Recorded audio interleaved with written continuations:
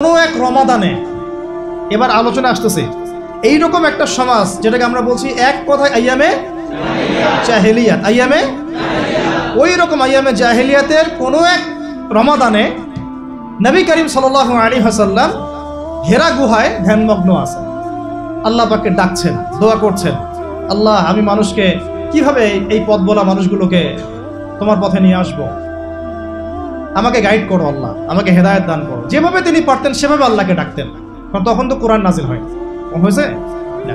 এর আগে হিলফুল ফুজর তিনি চেষ্টা করেছেন, সমাজের জাহালাতগুলো দূর করার চেষ্টা তিনি শুরু থেকে করেছেন, কিন্তু এই রমাদানে কোনো এক রমাদানে তিনি হেরা গুহায় আছেন। কোন মাসে? কোন মাসে ভাই? আমরা কোন মাসে আছি?